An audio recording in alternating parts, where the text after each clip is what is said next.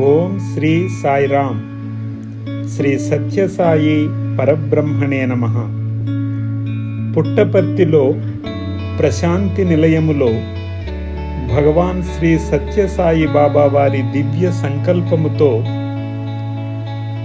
1962 అక్టోబర్లో మొట్టమొదటిసారిగా వేద పురుష సప్తాహ జ్ఞాన యజ్ఞము ప్రారంభించడం జరిగింది.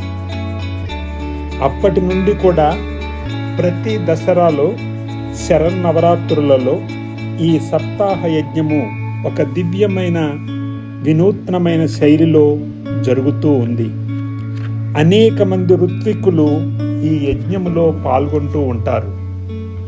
ముఖ్యంగా లింగార్చన, మంత్ర జపము, శ్రీమద్ రామాయణము, భాగవతము, దేవీ భాగవతములను పారాయణ చేయటము, సూర్య నమస్కారములు, చతుర్వేద పారాయణము, యజ్ఞ హోమములో ఆజ్య పురోడాశాది ద్రవ్యములు అగ్నిముఖంగా దేవతలకు మంత్రపూర్వకంగా అర్పించటము, భగవన్నామ సంకీర్తన, నీరాజన మంత్రపుష్పాలు ఈ యజ్ఞములో జరుగుతూ ఉంటాయి. ఈ మహాక్రతువుకు యజ్ఞపురుషుడు, వేదపురుషుడు భగవాన్ శ్రీ సత్యసాయి బాబా వారు. యజ్ఞము అంటేనే త్యాగము, త్యాగము అంటే స్వార్థరాహిత్యము. వేదము దేవతలను ఉద్దేశించి యజ్ఞము చేయమని శాసించింది. యజ్ఞము వలన దేవతలు సంతృప్తులై సకాలములో వర్షాలు కురిపిస్తారు. వర్షము వలన పంటలు సమృద్ధిగా పండి పుష్కలంగా అన్నము లభిస్తుంది. అన్నము వలన సకల భూత సంఘాలు జన్మిస్తాయి. కాబట్టి విశ్వ కళ్యాణానికి యజ్ఞము మూలాధారమైనది అని, ఇది విశ్వ మానవ కళ్యాణము కోసం చేసే జ్ఞాన యజ్ఞము అన్నారు భగవాన్ బాబావారు. యజ్ఞము కర్మమున పుట్టింది, కర్మము బ్రహ్మమున పుట్టింది. బ్రహ్మము అక్షర పురుష రూపమై ఉన్నది.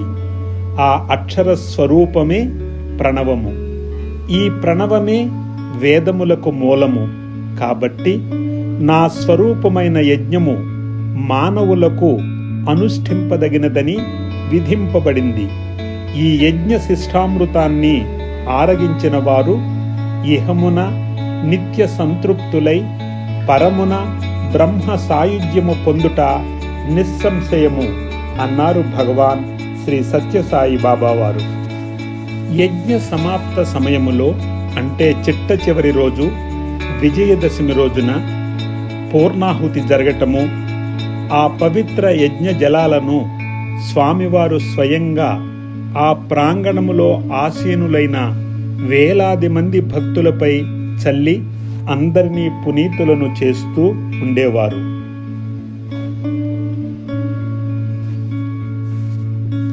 విజయదశమి నాడు ఆయుధ పూజ చేయటము కూడా గొప్ప ఆచారము. విజయదశమి నాడు యుద్ధంలో ఉపయోగించే కత్తి కటారులకు ఆయుధ పూజ చేస్తూ ఉంటారు. స్వామి అంటారు, మానవుని దగ్గర ఉన్నటువంటి కామ, క్రోధ, లోభ, మోహ, మద మాత్సర్యాలనే ఆయుధాలను కూడా అదే విధంగా పూజించాలి అంటారు భగవాన్ బాబా. వాటిని భగవంతుని వైపుకు మరలించటమే వాటిని పూజించటము. ఆ ప్రభువు వైపుకు తిప్పేసరికి ఆ దుర్గుణాలు సుగుణాలుగా మారిపోతాయి అంటారు. కామము అంటే తీవ్రమైన కోరిక. దానిని భగవంతుని వైపు మరల్చు. అప్పుడది భగవంతుణ్ణి దర్శించాలని, ఆయనను ప్రసన్నము చేసుకోవాలని, ఆయన అనుగ్రహము పొందాలని తప్పించిపోతూ ఉంటుంది. అప్పుడు కామము కాంక్షగా మారిపోతుంది. క్రోధము అంటే కోపము. దానిని భగవంతుని వైపుకు త్రిప్పు. భగవానుడు ఇంకా రాలేదే, ఎన్నాళ్ళు నేను ఎదురు చూడాలి, నాలో ఏమి తప్పున్నది ఎందుకు నన్ను అనుగ్రహించటం లేదు అని ఆయనపై పంతం పడుతుంది. ఆ క్రోధము పట్టుదలగా మారిపోతుంది. లోభము అంటే పిసినారితనము. ఆ లోభ గుణాన్ని భగవంతుని వైపు మరల్చు. భగవంతుడు నావాడు, నాకే చెందినవాడు, ఆయన నా ప్రభువు, నేను ఆ ప్రభువుకు చెందినవాడను అని అలమటించిపోతుంది. అప్పుడు ఆ లోభగుణము ఆర్తిగా మారిపోతుంది. మోహము అంటే వివేకము కోల్పోవటము. దానిని భగవంతుని వైపుకు త్రిప్పు. భగవంతుడు లేకపోతే నేను బ్రతకలేను, ఆయనతోనే నా లోకము అని ఎవరి మాట వినకుండా, ఎవరినీ లెక్క చేయకుండా పిచ్చిదైపోతుంది మనస్సు. అంటే ఆ మోహము మూఢభక్తిగా మారిపోతుందన్నమాట. మదము అంటే గర్వము. దానిని భగవంతుని వైపు పోనివ్వు.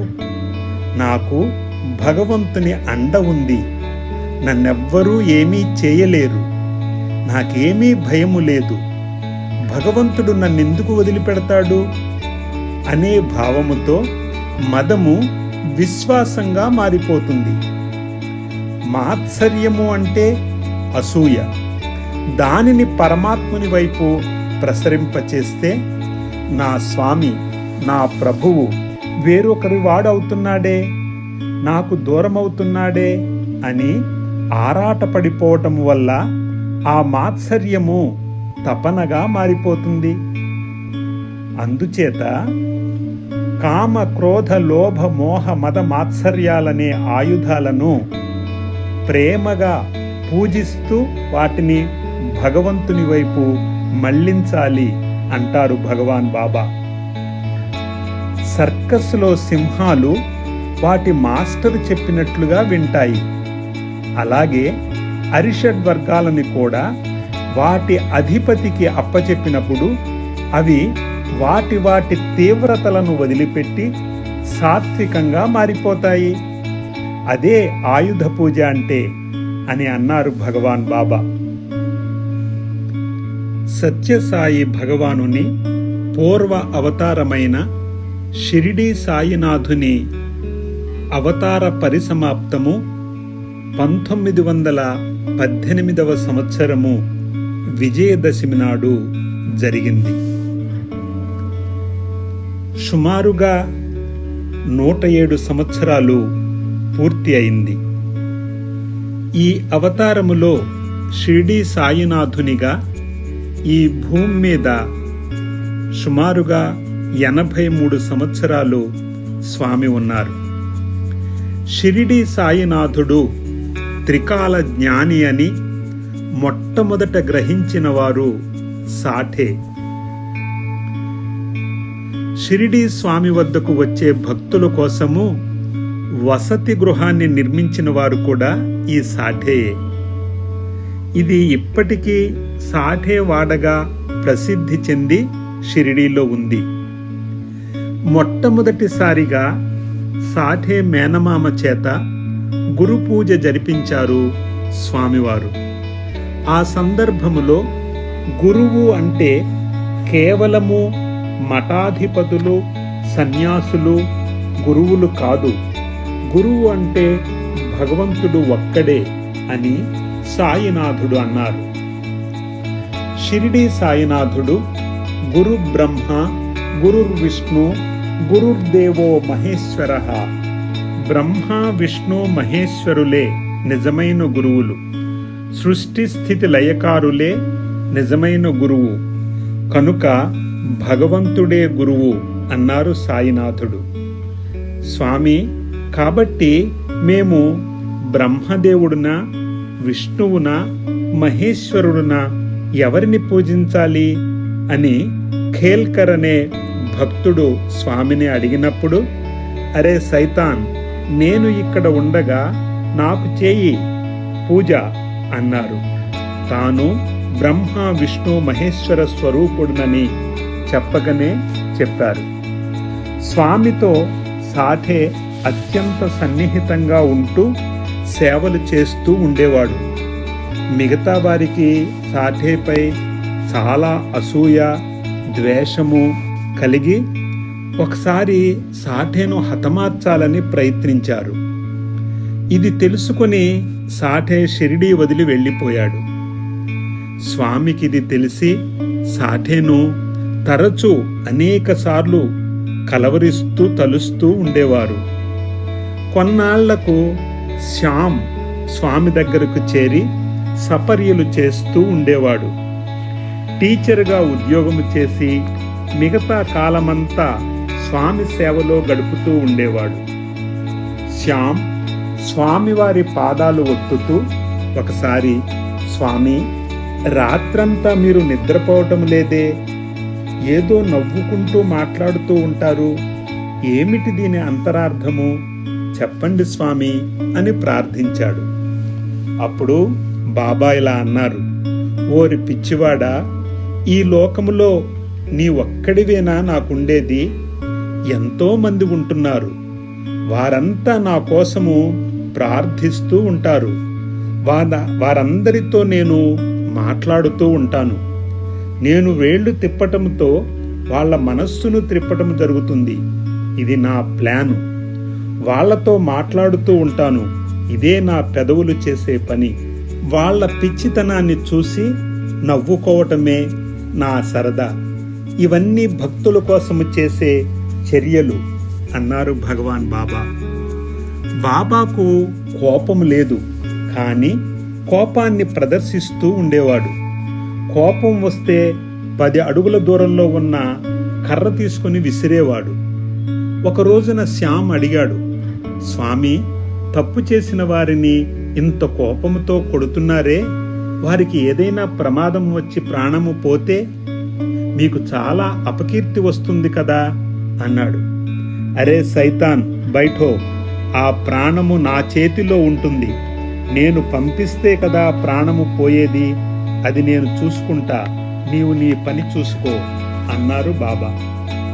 ఒకసారి శ్యామును పిలిచి, ఈ జగత్తులో నీవు ఒక్కడివే నా శిష్యుడవు, మిగతా వారంతా నా భక్తులే అని అన్నప్పుడు శ్యామ్ స్వామి పాదాలు పట్టుకొని అలా కన్నీరు కారిస్తూ, నీవే తప్ప ఇంకెవ్వరూ లేరు అంటూ అలా పాదాలనే పట్టుకొని ప్రాణాలను వదిలిపెట్టాడు. బాబా తన 82 సంవత్సరముల జీవిత కాలములో ఒక్కనాడైనా కంటనీరు పెట్టుకొని ఎరుగడు. శ్యాము పోయినప్పుడు 3 చుక్కల కన్నీరు వదిలారు. అప్పుడు అక్కడున్న భక్తులు, ఏమిటి బాబా, మీరిలా విచారించటం ఏమిటి? సర్వము మీ చేతిలో ఉంది కదా, మీరెందుకు విచారిస్తున్నారు? వారి మాటలు విని బాబా అన్నారు, పిచ్చివాళ్ళలారా, నేను దుఃఖించటం లేదు. అతను చేసిన పాపములన్నీ పరిహారం అయిపోయినాయి. ఏదో కొంత ఉండటము చేత ఆ 3 కన్నీటి చుక్కలతో దానిని తుడిచివేయటానికి ఈ పని చేశాను అన్నారు. అందరూ అలా నిశ్చేష్టులైపోయారు. కట్టకడపటి సమయములో అబ్దుల్లా కూడా బాబా దగ్గరకు చేరాడు. తిరిగి నేను వస్తాను, నీకు దర్శనమిస్తాను అన్నారు బాబా. సత్యం పేరుతో నీకు నేను లభ్యమవుతాను. దేహములు 2 కానీ దివ్యత్వము ఒక్కటే. ఒకటి మాత్రము దివ్యత్వాన్ని తెలుపుట నిమిత్తము, అంటే షిరిడి అవతారముగాను, రెండవది ఇక్కడ దివ్యత్వాన్ని అందించటము కోసము, అంటే సత్యసాయి అవతారముగాను, రాబోయేది దివ్యత్వాన్ని బోధించటము కోసము, అంటే ప్రేమావతారముగాను. కాబట్టి అదే షిరిడి సాయి, సత్యసాయి, ప్రేమ సాయి. ఈ విషయాలన్నీ ప్రశాంతి నిలయములో సత్యసాయి మహాదేవుడు 1990వ సంవత్సరములో సెప్టెంబర్ 28వ తేదీ నాడు భక్తులను ఉద్దేశించి వివరించటము జరిగింది. షిరిడి సాయినాథుడు 1918, అది అక్టోబర్ 15వ తేదీ మంగళవారము మధ్యాహ్నము 2 గంటలకు భౌతికంగా మనందరినీ విడిచి వెళ్ళినటువంటి రోజు అది, విజయదశమి. జై సాయిరామ్.